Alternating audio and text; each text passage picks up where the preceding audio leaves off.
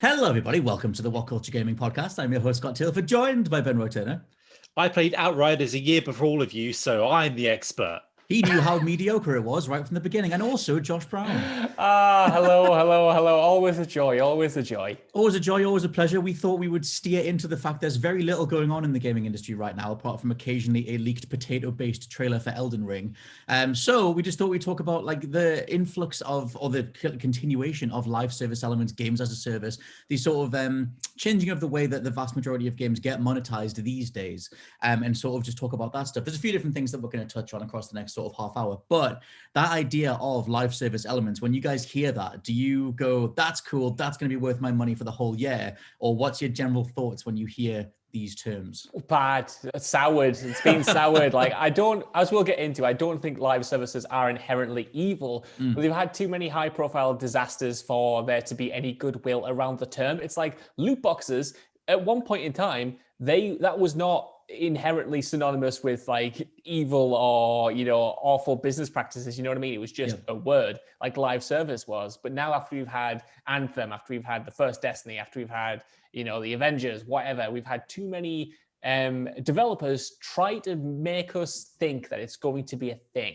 and then have pushed out mediocre content to support it that has just crashed and burned to the point where if anyone comes out and says, yep, we're making a live service now, immediately I just kind of like switch off and think, oh no, they are not doing this for the right reasons. And I think that's the biggest issue. It is associated now with kind of like publishers or developers being greedy and trying to jump on a trend rather than being indicative of the quality of that trend itself. I can't help but notice that these words are coming from a man who has spent a lot of money on individual bullet types for Call of Duty. We will get to this, Scott Tilton. Like I said, I don't think all live services are bad, and I think they have their perks. And when you're in one, it can be amazing, but you need to have a solid foundation. You can't just release, like, I'm not spending £16 on skins in Avengers, you know what I mean? There's a reason for that, because the foundation itself, in my opinion, doesn't justify me booting it up every day. 100 gig is an investment. It's not going to, it needs to pay itself off. Ben Roy, what's your general thoughts on the live service terminology? I just want to know how much they're paying me to be employed, because at this point, they're just games as jobs for the most part. Like, I've been sucked into the rigmarole, like, give me a good season pass in a game I love. But like, when I've tried these Destinies, I loaded Anthem up. You can see it's on my PlayStation history. I didn't do much. I tried it, but I threw it in the bin. What else has been out there? Just all these games that, give me a 100-hour epic, right? Right. But I used to remember I was pressed like, I've got all these 100-hour games I've smashed out this year. I'm a big boy. And I was like, how about you have all these games that are thousands of hours and you will play them forever? And it just, you can only, I think you can, I don't know if you've asked me this yet, Scott, but the maximum I can have on a go is like maybe two. Maybe like two sort of consistently. Like that's another thing I was going to talk about, is like how many different ones of these projects does the average game publisher think that we can juggle? Because even if you something on the Call of Duty side, Modern Warfare just overlapped with Black Ops and sort of Ouroboros cannibalized it, and now they're both sort of going alongside each other. Yeah, well, it's the problem, right? So I was just saying, like, now I say I don't like them and I go, ugh, and I feel freed every time I finish one. But the Gears 5 one, just season 6 starts today. My Xbox controller's sitting there. As soon as this is done, I'm getting on my bike and I'm going to be playing Gears, just getting done, because I need to get that done. I need to get my coins for no other reason than whatever. I've not even checked the season pass. I'm already in. But I mean, that's what I was going to say when you mentioned like the amount of different things that you can have on the go. Gears is definitely your priority, or it's one of the two. That rolls in now, how many different sort of services are you part of week to week? Well, Gears is free, so you don't put any money down for it at all.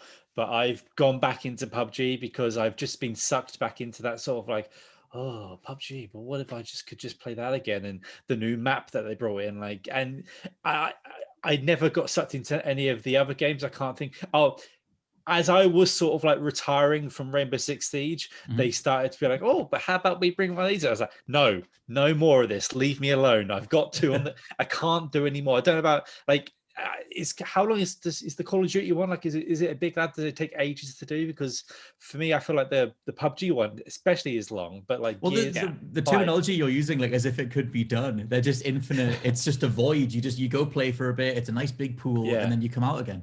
Most of the thing So with Gears 5, you can get down to one out where I can just shoot some bots and I don't even have to fight real people, and I can get it all done in about half an hour to an hour, depending if I get a bad roll or not. But I need to get those stars every day. Josh, what was the thing you were going to say before? I can't remember, but to just jump off what Benroy was saying there, like for me, it's Warzone. You know, I've talked about this before. Like Warzone is my one live service game that I'll just play every single night. Like Roy was saying, it's practically a second part-time job. I'll play at least 2 hours every night with like my squad, and I'll get that battle pass leveled up. And the battle pass itself takes a long time. Like I've bought every one since about season 4, maybe, or maybe 3 in the when it was Modern Warfare, Titan Modern Warfare. Yes. And I've only ever completed it once. I completed it for the first time in the last one, and that's because it was a bit extended, and we were just on it all the time over Christmas. But tell the ladies and gentlemen what you did. You were telling me and you, and that you sat in a mode and you had to grind something for ages to go on. I've got a lot of just sad stories, man. Like for one, like I've told you before about how I spent like 16 quid on those bullets that are red. And then this week alone, in the past 7 days, I've spent 30 quid on skins, just 2 skins. That's all I've got. I've got a glam lady skin and I got a cowboy skin because we decided to all go as cowboys for a little bit. And then, yeah, like you said, I found myself going back to Modern Warfare multiplayer yesterday because I wanted to level up the, I think it's called the AMAX or the AMX. One of the assault rifles, and I just wanted to try that out. So I went and put some double XP on, just played mindlessly in Call of Duty Modern Warfare, and got that leveled up to play Warzone tonight, you know? Can I just, I've had my hand up for anyone who's listening on audio not looking at us. I get it, but it's a first person game. Why? When do you see your skin? Do you just see it on that menu when you all three of you are skin walking within it? It's the internal. I get that. Gratification. Yeah, I'll let you speak before I continue. I need to know.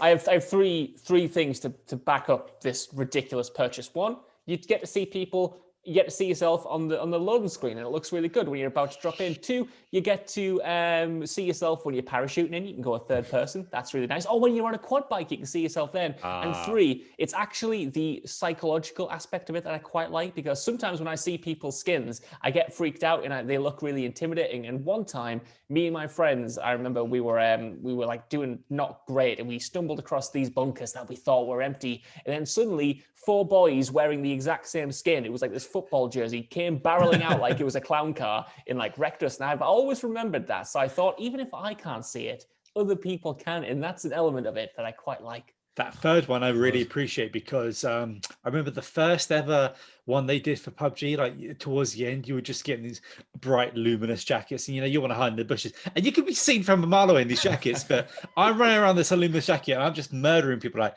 look, this, I know how powerful I think I am right now. I'm just going to come at you. Now I wear like a bright blue nose at the moment. I've got a skirt on at the moment. Like my lady's always dancing and doing like, what is it when you dance on your head and in the street? I kind of remember. It's been, I mean, what even is a street at this point? It's been a year, maybe. I can't remember. Oh my god, someone's gonna know, and I'm just gonna hate myself. What, you mean that thing where you just like spin on your head like some sort of street performer? Yeah, I'm sure it's got a lovely name, but street jazz.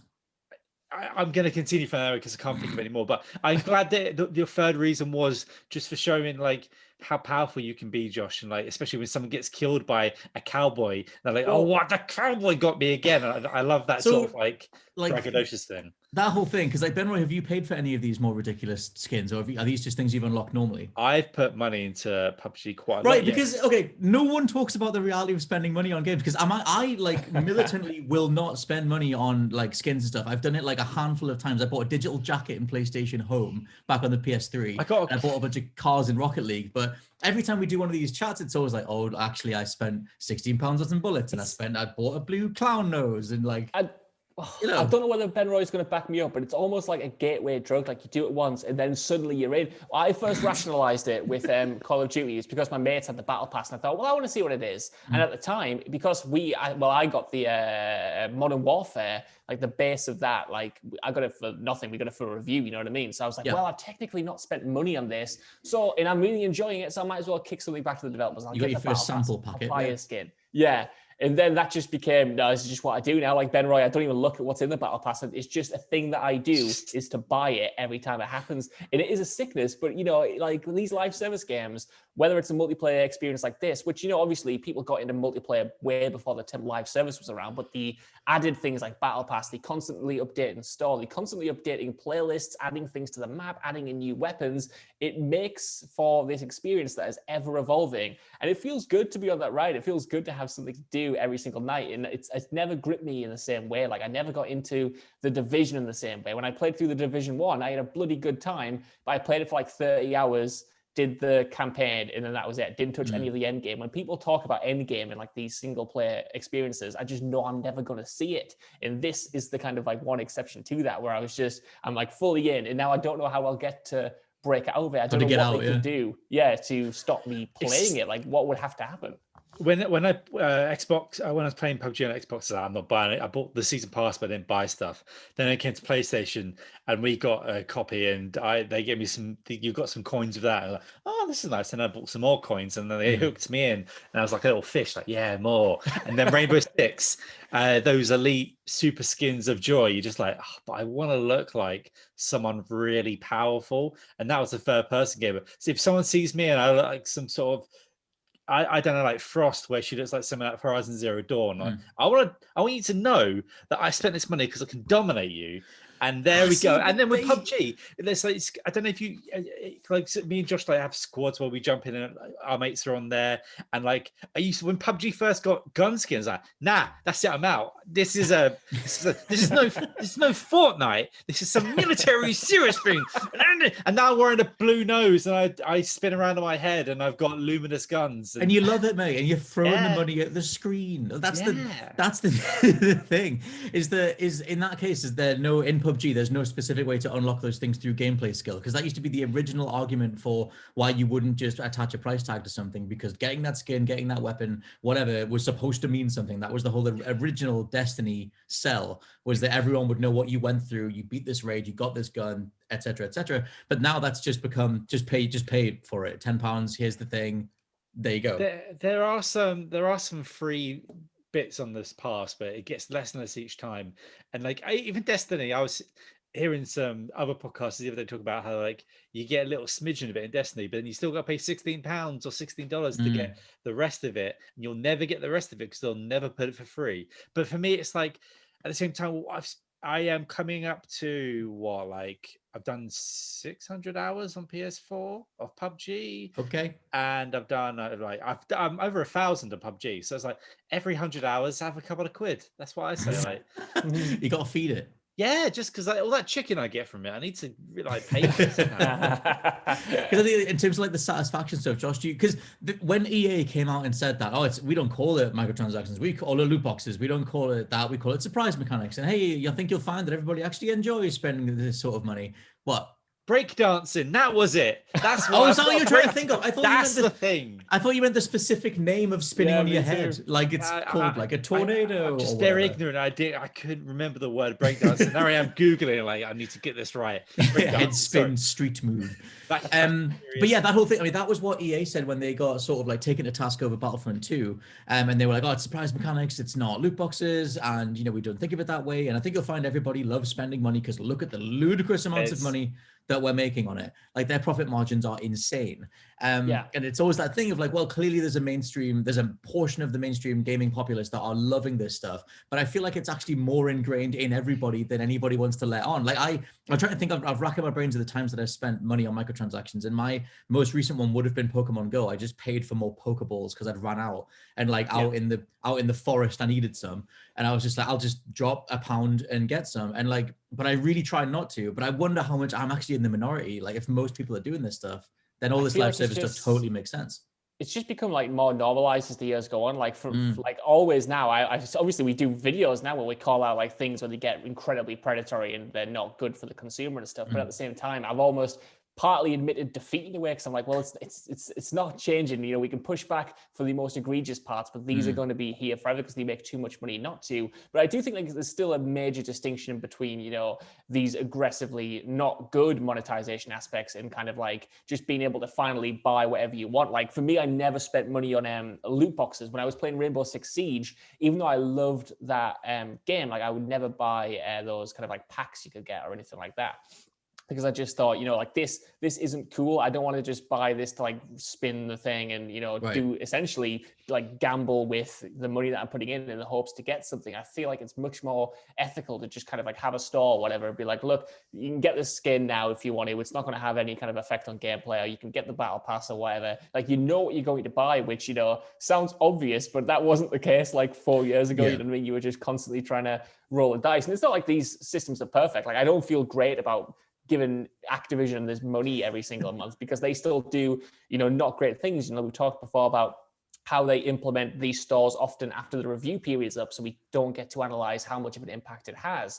They've done even kind of like potentially shady things in Warzone, where some of the blueprints that they sell are at the very end of the battle pass, which you can buy your way towards, have an advantage over the other guns you can have, at least for a little bit until they're patched. And that kind of gets into an area that, even if it's accidental that's happened, for a while until it does get fixed, like the paid option is objectively the better option. You know, people are using it, that's the meta and stuff. So there are issues with it, obviously. Like, it's not just instantly better, but I feel like the more that people push back against it, the more that the developers are forced to be more transparent with their plans and prioritize cosmetic things only, it's getting a little bit better. I'll never be fully comfortable with it, but like, as the time goes on, like, you know, we've been talking about today, I have conceded a little bit. And now I do find myself being like, well, I'm getting a lot of enjoyment out of this game, you know, and fundamentally that's why I'm paying money for it. I would never do something like the Avengers or something and buy the extra thing at launch. It's only after my investment has been rewarded and my time feels valued that I will spend extra money on it. And like we were saying at the start, not everything, it's very rare for a game to get to that point in the first place. But for this particular moment with Warzone, I feel like my investment has been paid off to the point where, like Benroy, it's like, yeah, every day of playtime, I'll be like, right, you know what? I've been enjoying this free-to-play game. I'll buy a skin, you know, I'll change things up. That doesn't feel bad. Yeah, that's what I was going to say. Is when was the last time you guys like came across something where you went like, that is fundamentally not rewarding my time? Because I feel like Avengers was like really on the nose, like just saying like, this is an invisible loot grind, but you can, you know, we have individual character-based battle pass tier type things for each individual character. It's a lot of money to get all that stuff. And that just, it felt really scummy. It really felt exploitative, and it felt very predatory, and everybody rejected it. But do you think that like that, as also, obviously that's a question in itself, but like alongside like the optics side of it, is the solution to most, because obviously to run a successful live service, you need to, you know, supply the player base with enough things to do across months and months and months. And so many different publishers have just done the random drop thing. It's like, well, you'll keep coming back to spin the roulette wheel and hopefully get the thing that you want.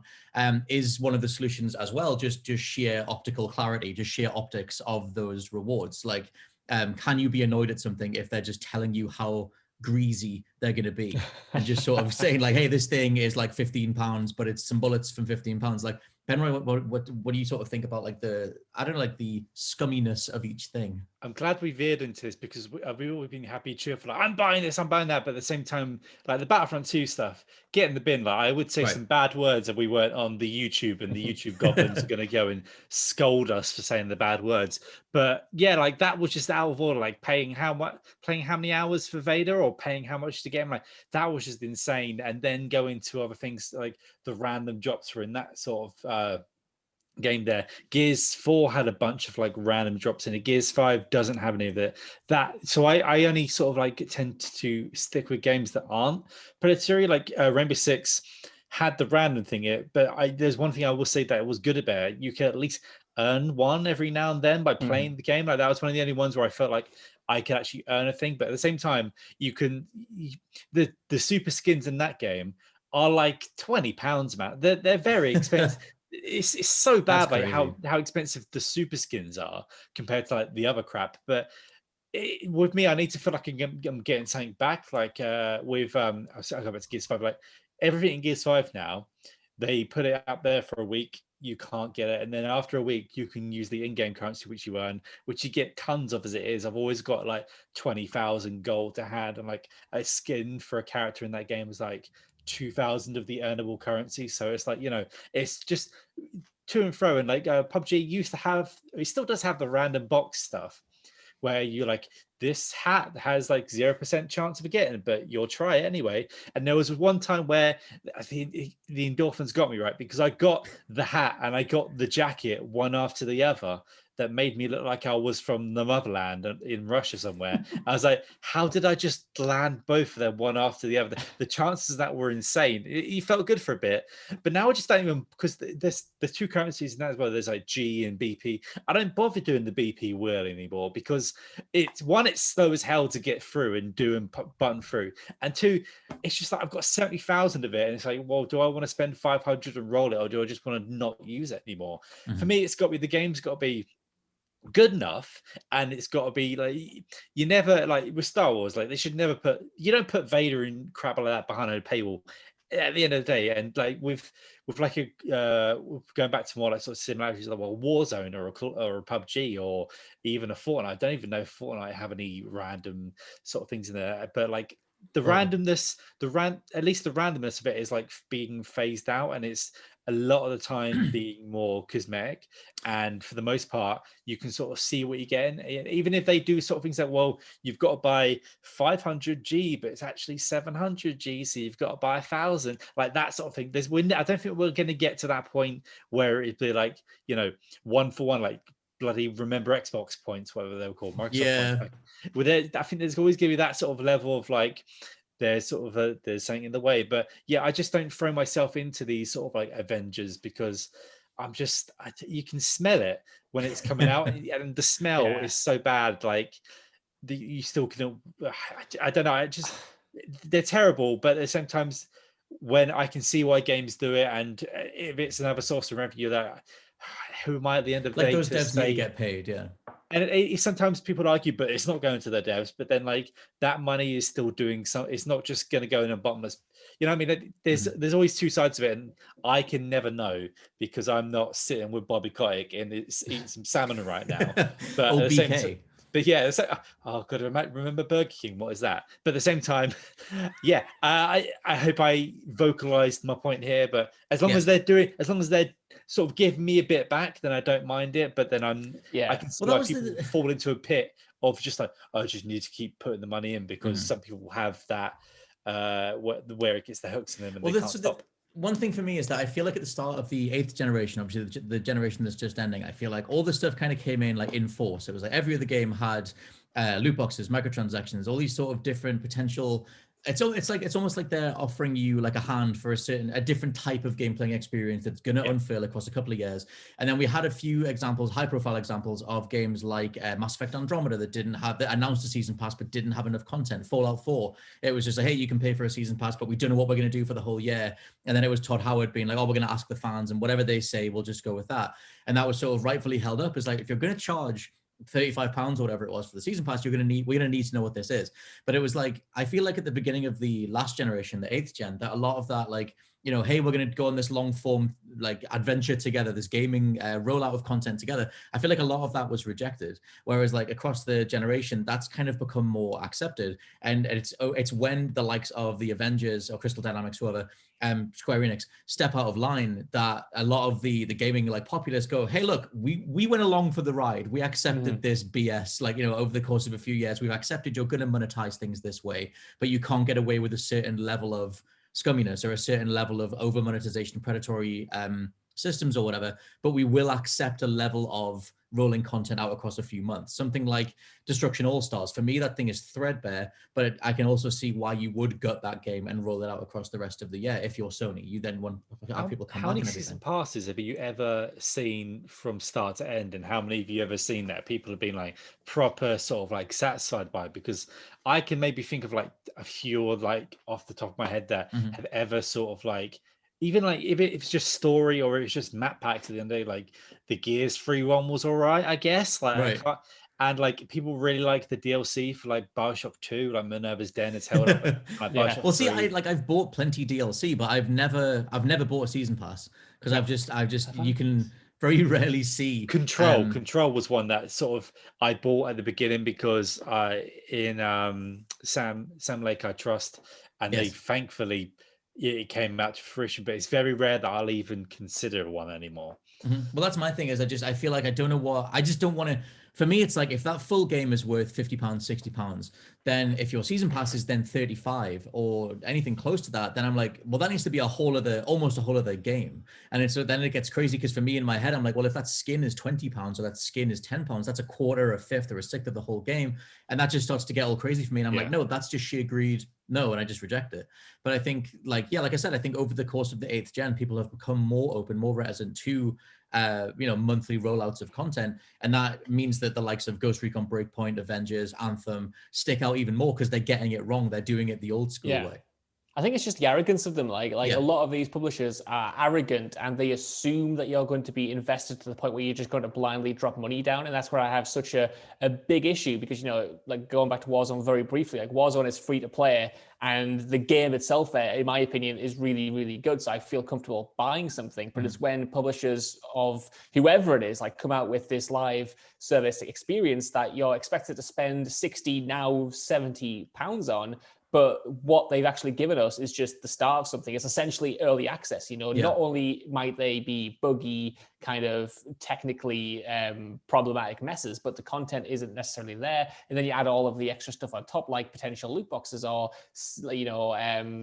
character battle passes that just aren't, like, the content in it isn't good anyway. And it's kind of when all of that is bundled in, it just comes down to a kind of like sour like feeling of just these companies are so arrogant to the point where they expect the investment first. And if you question like, well, what are we getting for this investment? They don't have anything to offer. Like Roy was saying there with like the season passes, so many season passes were just sold on a promise. And it's not that we didn't know the content, it's that we don't even know if the content is going to be finished or when it's going to be finished. You know what I mean? So we're expected to pay an extra £35 or whatever it is to just buy into the future of the game that already hasn't established itself. And that's the big sticker. If the game's proven itself, like fair, like obviously Control, like that, I think that actually did come out and say exactly what was in the season pass beforehand. It obviously, the Control itself was really good, so then people felt comfortable doing it. But so many times it's like, here's the game, here's the season pass, please buy it right now, before they've even proven that the core game itself is worth £60 and is going to,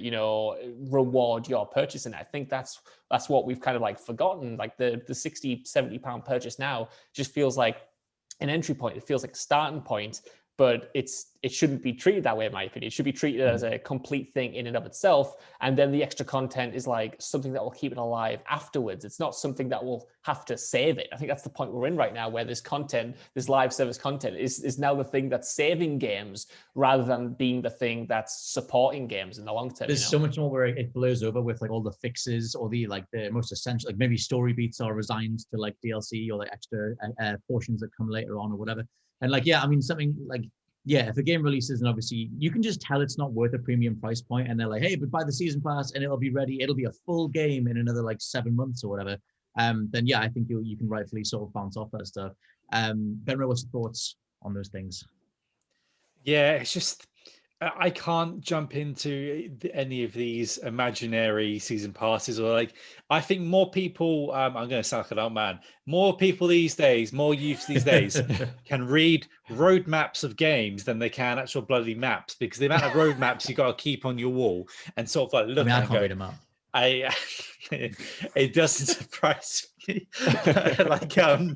I'm certainly broken after that. But yeah, the amount of like roadmaps we also, this is doing this and this is going to be here and this is going to be here, and like you see how many of them never come to fruition or sort of like stumble along the way. Like Anthem's roadmap never got out of the first chunk, right? Well, Mass Effect Andromeda, like they were an entire everything that's happening with the Quarians is going to be added on later, and then they mentioned them at the end of the main story, and then just didn't come. So anyone who bought that deluxe edition just never got paid off. What's going on with Destiny? Avengers doesn't have like 17 maps for every sort of like character and their toenails and stuff like that. Like it's just. It's like when I go back to like the game as a job on where you've got so much to focus on, and like all these. I think we're at the breaking point where like not. I think like there are so many players, right? But then you got to think how many of those players are just playing a Madden or a Call of Duty or a FIFA, and then chop that out and then see what you've got left, and then you divide all these up. Like, okay, these are all the Josh Browns playing Warzone. Scott Telfords are just gonna buy their Rocket League cards. Ben Roy is just gonna just kiss Marcus Phoenix's like beard until he's dead, sort of thing. Like, and then you got to chop them up again. Like, are we gonna get Josh back into Rainbow? Yeah, Josh is Rainbow Six. Scott's gonna talk about Ori, so he's basically paying for it there. Yeah. And then by the end of that, you chop out so much. Like, I think we're at the point now where everything's so like broke down. Like some games are even making their season passes shorter now because it's just too long at this.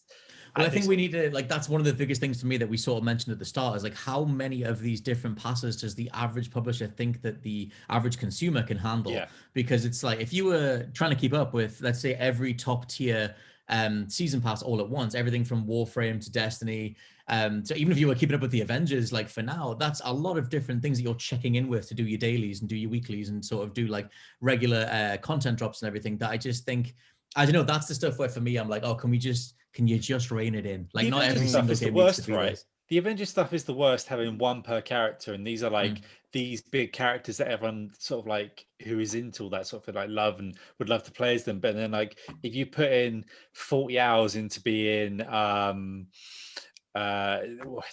the biggest Marvel character right now? I don't know. Captain America. Rocket Raccoon, and you're like, now I want to go and be Groot, but then I've got to go and start again and go through it all right.